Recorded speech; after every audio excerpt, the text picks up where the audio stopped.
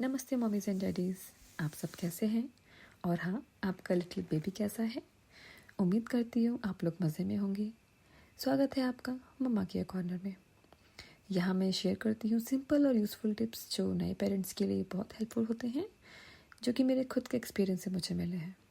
तो आज की वीडियो में हम बात करेंगे न्यूबॉर्न बेबी की हाइजीन और बाथिंग टिप्स के बारे में। नए पेरेंट्स के लिए ये सबसे इम्पॉर्टेंट टॉपिक होता है और थोड़ा कन्फ्यूजन भी होता है। बेबी को कब नहलाना है, कैसे साफ़ सफाई रखनी है और किन चीज़ों का ध्यान रखना चाहिए जब हम बेबी को बात देते हैं। तो चलिए शुरू करते हैं। और हाँ, मैं इस वीडियो में लास्ट में कुछ टिप्स दूंगी जो आपके लिए जानना बहुत ज़रूरी है, तो वीडियो प्लीज़ लास्ट तक ज़रूर देखिएगा। तो मैंने वीडियो को 2 पार्ट में डिवाइड किया है। पहले पार्ट में हम बात करेंगे जनरल हाइजीन, बाथिंग और स्पेशल केयर के, और सेकंड पार्ट में मैं आपको कुछ टिप्स बताऊंगी जो कि काफ़ी लोगों को पता नहीं होती है, या फिर अगर पता होती भी है तो वो उनको फॉलो नहीं करते हैं, क्योंकि शायद ऐसा लगता है कि अगर ऐसा कर भी लिया, हमने फॉलो कर लिया तो उससे कुछ ज़्यादा फ़र्क नहीं पड़ेगा। तो ठीक है, शुरू करते हैं पहला पार्ट जो कि है हमारे जनरल हाइजीन के बारे में। तो जो बच्चे के कपड़े होते हैं उनको आप जब वॉश करते हैं तो ध्यान दीजिएगा उसमें उसको बहुत हार्ड केमिकल्स वाले डिटर्जेंट से मत धोइए। बच्चों के लिए सॉफ्ट माइल्ड डिटर्जेंट वाले पाउडर या लिक्विड जो भी आप यूज़ करते हैं वो करिए। आजकल मार्केट में बहुत से सॉफ्ट डिटर्जेंट आते हैं, क्योंकि हार्ड केमिकल्स, स्ट्रॉन्ग केमिकल्स वाले जो डिटर्जेंट है वो बच्चों की स्किन को हार्म कर सकते हैं, तो वो थोड़ा सा अवॉइड करिए। बाकी जो बच्चे के नेल्स होते हैं वो आप हर 1 से 2 हफ्ते में केयरफुली कट करते रहिए, क्योंकि वो जो नेल्स होते हैं बच्चों के बहुत जल्दी बढ़ते हैं और वो खुद को भी उसे नुकसान पहुंचा सकते हैं। कभी आपने देखा होगा फेस पे या स्क्रैचेस वो दे देते हैं फेस पे या हैंड पे, तो उनको प्लीज़ केयरफुली कट करते रहिए धीरे धीरे, और ध्यान रखिएगा बच्चों की स्किन जो है उसे थोड़ा सा दूर से ही नेल्स कट करिए। बहुत ज़्यादा अंदर तक मत सोचिए कि हाँ नेल्स कट करने हैं, क्योंकि उनकी स्किन जो सॉफ्ट होती है वो भी कट सकती है, तो स्किन से थोड़ा दूर तक ही नेल्स कट करिए। तीसरी चीज़ है बेबी के जो आप डायपर्स होते हैं उनको पहनाते हैं, तो जब आप बेबी के डायपर्स चेंज करते हैं तो आप बेबी को बेबी वाइप से या फिर कॉटन को वार्म वाटर में डिप करके जेंटली क्लीन करिए। वैसे मुझे थोड़ा सा कॉटन ज़्यादा ठीक लगता है, क्योंकि वाइप्स आप थोड़ा सा हैंडी है, बट मुझे लगता है शायद थोड़ा सा केमिकल्स उसमें भी होता है। तो मेरा पर्सनल एक्सपीरियंस जो है कि आप कॉटन को अगर वार्म वाटर में डिप करके यूज़ करेंगे तो वो थोड़ा ज़्यादा अच्छा रहेगा। बाकी ट्रैवलिंग वगैरह में आप वाइप्स भी यूज़ कर सकते हैं, क्योंकि वो बहुत हैंडी होता है। और रैशेस से बचने के लिए जब आप डायपर को हटाते हैं तो प्लीज़ वो थोड़ा सा एरिया बच्चे का थोड़ा सा क्लीन करके ड्राई करके रखिए, जिससे कि उसको रैशेस ना होए। नेक्स्ट है बाथिंग टिप्स। तो जो बच्चे का फर्स्ट बात होता है वो कैसे देते हैं, उसमें क्या होता है? तो देखिए, जो बच्चे का फर्स्ट बात होता है बर्थ के तुरंत बाद, तो डॉक्टर एडवाइस करते हैं वो आपको बच्चे को तुरंत से एकदम नहीं नहलाना चाहिए। बर्थ के कुछ दिन बाद तक उसको सिर्फ स्पॉन्ज से ही बच्चे को नहलाना चाहिए। स्पॉन्ज बात क्या होता है, उसमें आपको एक सॉफ्ट कॉटन का जो कपड़ा होता है उसको हल्की से बिल्कुल ल्यूक वार्म वाटर में डिप करके बच्चे की बॉडी को जेंटली क्लीन करना होता है, सॉफ्ट हाथों से, ज़्यादा हार्श नहीं, धीमे धीमे प्यार से उसको करना होता है।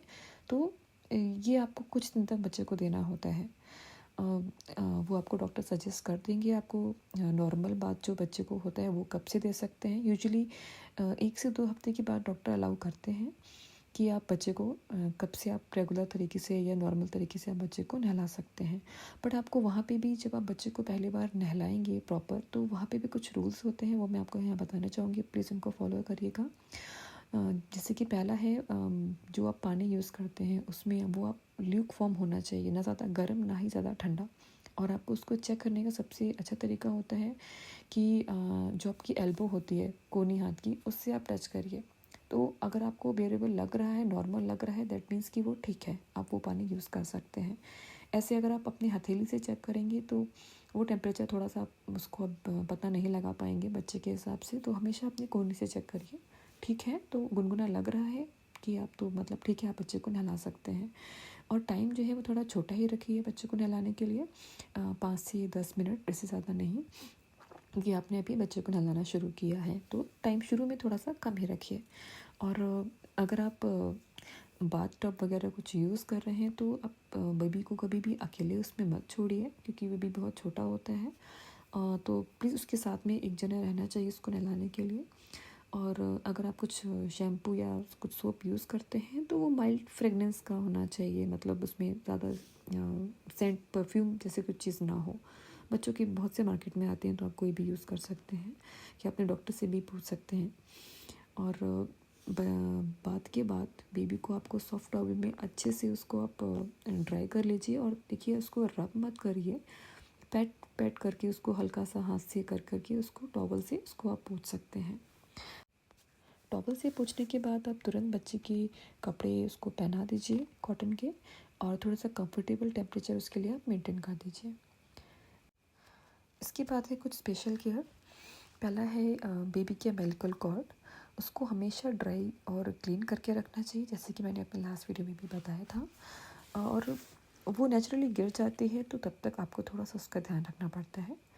और बेबी की स्किन बहुत सॉफ्ट होती है तो उस पर कुछ भी पाउडर या कुछ हार्श प्रोडक्ट अवॉइड करिए, उस मत लगाइए। और अगर आपको कुछ लगाना भी है तो मॉइस्चराइज़र या फिर कोकोनट ऑयल से आप जेंटली मसाज कर सकते हैं, लेकिन ध्यान रखिए जो भी प्रोडक्ट आप यूज़ करते हैं उसमें केमिकल्स यूज़ ना हो, केमिकल फ्री होना चाहिए। और अब बात करेंगे उन इम्पॉर्टेंट टिप्स के बारे में जो मैंने आपको बोला था मैं वीडियो के एंड में आपको दूंगी। तो उनमें सबसे पहला टिप है हैंड हाइजीन। आप जब भी बेबी को हैंडल करें, बेबी को गोदी में लें, किसी भी चीज़ के लिए फीड कराने के लिए, कपड़े चेंज करने के लिए, तो अपने हाथ हमेशा धो के ही बेबी को लें। अगर आप ट्रैवल कर रहे हैं तो आप अपने पास सैनिटाइज़र रखिए, उससे क्लीन करके बेबी को लीजिए, लेकिन अपने हाथ हमेशा धोइए। अगर घर में आपकी गेस्ट आए हैं तो उनसे भी रिक्वेस्ट करिए कि हाथ वॉश करके ही बेबी को टच करें। दूसरी चीज़ है ओरल केयर। न्यू बॉर्न की दांत तो नहीं होते हैं, लेकिन फीडिंग के बाद सॉफ्ट कॉटन क्लॉथ से उसको वार्म वाटर में डिप करके बेबी के जो मसूड़े होते हैं उनमें आप जेंटली हल्के से वाइप कर दीजिए, तो उससे क्या है उनका मुंह जो थोड़ा सा क्लीन हो जाता है। बहुत से लोगों को ये बात नहीं पता होती है और वो करते भी नहीं हैं। ये करना इसलिए ज़रूरी है क्योंकि बेबी के जो मसूड़े होते हैं वो हेल्दी रहते हैं, इन्फेक्शन का रिस्क कम हो जाता है, और फ्यूचर में दांत आने पर भी जो डीके की प्रॉब्लम होती है उसके चांसेस बहुत कम हो जाते हैं और थोड़ा सा स्ट्रॉन्ग फाउंडेशन मिलता है। तीसरी चीज़ है eyes, nose and ear cleaning की। तो नॉर्मली बच्चों में ऐसा होता है कि उनकी आंखों से कुछ वो वाइट सा डिस्चार्ज होता है। तो अगर ऐसा आपके बच्चे के साथ भी हो रहा है तो उसको सॉफ्ट कपड़े से आप जेंटली वाइप करिए। और जब आप वाइप करेंगे तो ध्यान रखिए हमेशा अंदर से बाहर की तरफ हल्के हाथों से उसको आप क्लीन कर दीजिए। और अगर आप ऐसे कर देंगे तो वो जो वाइट डिस्चार्ज होता है वो बच्चे की आँख से हट जाता है, उसको दिक्कत नहीं होगी। और जब आप बच्चे के कान वगैरह अगर साफ़ करते हैं तो ध्यान रखिए कभी भी ईयरबड अगर आप यूज़ करते हैं तो बच्चे के कान के अंदर उसको मत डालिए। हमेशा आप कान की जो आउटर लेयर होती है वही साफ़ करिए, अंदर कान के बच्चों के ईयरबड मत डालिए। वही चीज़ बच्चों के नोज़ के साथ में भी है। अगर आप नोज़ भी क्लीन करते हैं तो हमेशा बाहर की तरफ ही साफ़ करिए, नोज़ के अंदर डालने की ज़रूरत नहीं है, वहाँ पे कोई भी क्लीनिंग की ज़रूरत ऐसे छोटे बच्चों में नहीं होती है। चौथी चीज़ जो है बच्चों के टॉयज़ और जहाँ बच्चे रहते हैं, तो जो भी बच्चा टॉयज़ यूज़ करते हैं, सॉफ्ट टॉयज़ हो गए तो या फिर कोई भी प्लास्टिक के टॉयज़ है, तो आप रेगुलरली उनको वॉश करते रहिए। क्योंकि छोटे बच्चों की आदत होती है वो कुछ भी चीज़ लेके मुँह में दे देते हैं या फिर उसे टच करते हैं, फिर वही हाथ वो अपने मुँह में देते हैं।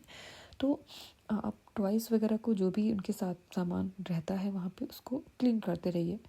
और बेबी का जो रूम भी है वहाँ पे भी ध्यान रखिए कि वहाँ पे डस्ट वगैरह नहीं होनी चाहिए है, क्योंकि बच्चे वहाँ पे रहते हैं और हल्की सी डस्ट भी अगर वहाँ पे होती है तो उससे उनको इन्फेक्शन का खतरा रहता है।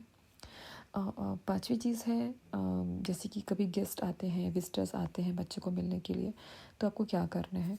यूजुअली क्या होता है कोई भी न्यूबॉर्न बेबी को जैसे होता है और उसको लोग देखने आते हैं तो उनको लोग गोदी ले लेते हैं और किस करते हैं, बच्चे को प्यार करने लगते हैं गाल पे। ऐसा बिल्कुल नहीं होना चाहिए है, क्योंकि न्यूली बॉर्न बेबीज़ जो होते हैं उनकी इम्यूनिटी बहुत वीक होती है। ऐसा प्लीज़ अवॉइड करिए। और अगर ऐसा कोई कर भी रहा है तो आप उनको रिक्वेस्ट कर सकते हैं, ऐसा मना कर सकते हैं नहीं करने के लिए, क्योंकि इससे इन्फेक्शन का खतरा बहुत ज़्यादा बढ़ जाता है। मुझे पता है ये चीज़, मैंने भी फेस करी है कि ऐसा होता है। बट आप जेंटली उनको रिक्वेस्ट कर सकते हैं, ऐसा मना कर सकते हैं कि ना करें। और अगर कोई गेस्ट आ रहा है और उनको कोई बीमारी है तो आप थोड़ा सा उनको बोल सकते हैं, थोड़ा सा बेबी को उनसे दूर रखिए। जो अगली चीज़ है वो है टेम्परेचर के बारे में, कि बेबी को जो टेम्परेचर जहाँ पे बेबी रहता है तो उसको ना ज़्यादा गर्म होना चाहिए ना ज़्यादा ठंडा। कपड़े भी आप उसी हिसाब से पहनाइए कि बहुत ज़्यादा गर्म कपड़े भी मत पहनाइए और बहुत ज़्यादा ठंडे भी मत पहनाइए। वो तो आप वेदर के हिसाब से पहनाएंगे ही, बट आप थोड़ा सा ध्यान रखिए कि ऐसा ना हो कि आपको लगे मौसम हल्का सा ठंडा हुआ है और आपने उसको बहुत सारे स्वेटर पहना दिए एक के ऊपर एक करके। नहीं, ऐसे नहीं करिए। एक दो स्वेटर मौसम के हिसाब से देखिए आप उसको पहनाइए, और हमेशा लेयरिंग करके ही कपड़े उनको पहनाइए, जैसे कि मैंने आपको अपने पहले वीडियो में भी बताया था। एकदम से ऐसा मत करिए कि बहुत ही हैवी स्वेटर आपने उसको पहना दिया है और बच्चे को उसमें सफोकेशन हो रहा है, उसको वो कैरी नहीं कर पा रहा है, उसको अनकंफर्टेबल फील हो रहा है। ऐसा मत करिएगा, उसको लेयर करके कपड़े पहनाइए, उसमें थोड़ा सा उसको कंफर्टेबल फील होता है। और अगली चीज़ है स्किन केयर के बारे में। तो जैसे कि मैंने आपको पहले भी बताया, आप बेबी को टेल्कम पाउडर ये सब अवॉइड करिए, वो उसके लंग्स में जा सकते हैं, आप उसको मत लगाइए। और अगर आपको लगाना है तो आप ये ऑयल्स वगैरह अगर लगाना है तो कोकोनट ऑयल या आमंड ऑयल काफ़ी अच्छे होते हैं, आप ये उनको लगा सकते हैं, उनको हल्के हाथों से उसको मसाज कर सकते हैं। और जो भी आप लगाएं वो ध्यान रखिए केमिकल फ्री होना चाहिए। और आज का आखिरी पॉइंट है बेबी के कपड़े। जैसे कि आप बच्चों के जो भी कपड़े होते हैं, कपड़े, बेडशीट, टॉवल, वो सब आप ध्यान रखिए। आप फैमिली की और लोगों के कपड़ों के साथ मिक्स करके मत धोइए। बेबी के कपड़े आप अलग से एक बकेट कर लीजिए, उसमें रखिए और अलग से ही कपड़े धोइए। इससे क्या होता है, इन्फेक्शन और एलर्जी का जो रिस्क होता है, ख़तरा होता है, वो बहुत कम हो जाता है। अगर आप मिक्स करके धोएंगे सब लोगों के साथ, बड़े लोगों के साथ, तो वो थोड़ा सा उसमें रिस्क रहता है, क्योंकि सभी लोगों के कपड़े उसमें मिक्स हैं। तो ध्यान रखिए, ऐसा मत करिए, बच्चों के कपड़े आप अलग से धोइए। तो मम्मीज़ एंड डैडीज़, अगर आपको ये वीडियो हेल्पफुल लगा है तो प्लीज़ लाइक और शेयर ज़रूर करिए। और अगर आप चैनल पर नए हैं तो सब्सक्राइब करिए और बेल आइकन को प्रेस करिए। इससे आपको ऐसे ही यूज़फुल पेरेंटिंग टिप्स मिलते रहेंगे। मिलती हूँ आपसे अगले वीडियो में, तब तक के लिए अपना और अपने छोटे से बेबी का ख्याल रखिए। Bye bye.